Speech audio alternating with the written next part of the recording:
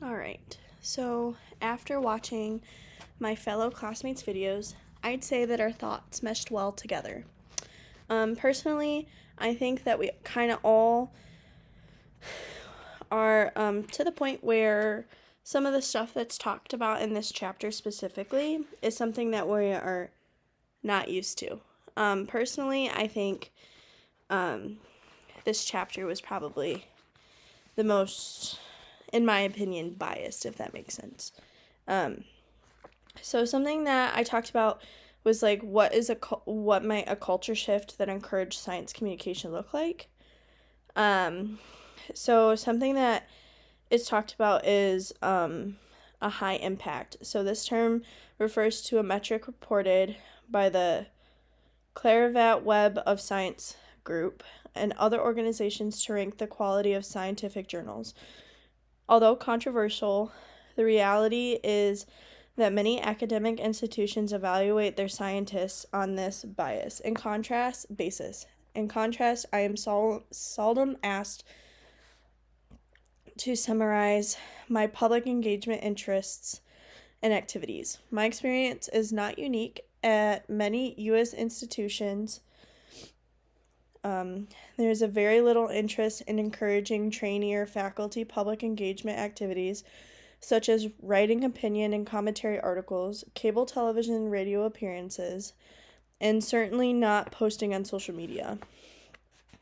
So then it talks about we need to flip the issue on its side and think about how to shape evaluation metrics that actively encourage and do not discourage science outreach and public engagement.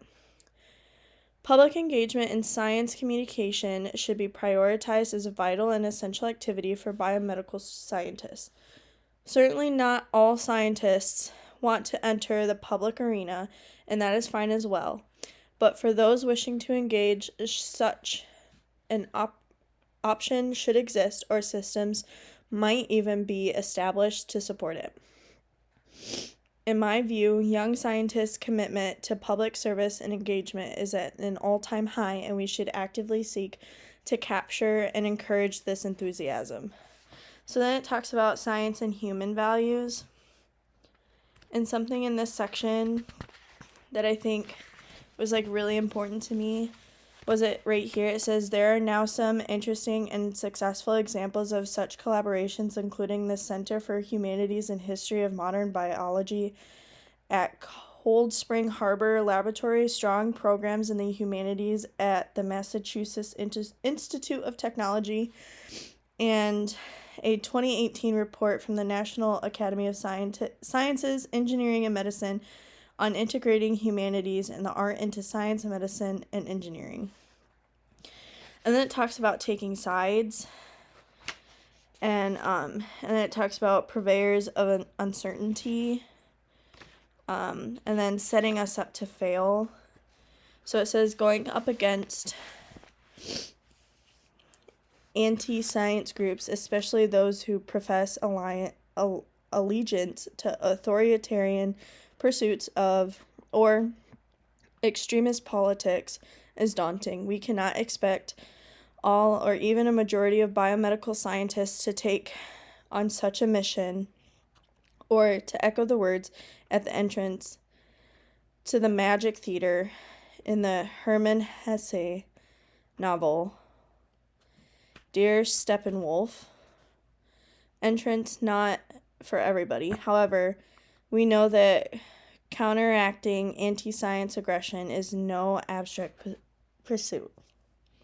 And then it goes on to talk about we should also accept that anti-vaccine activism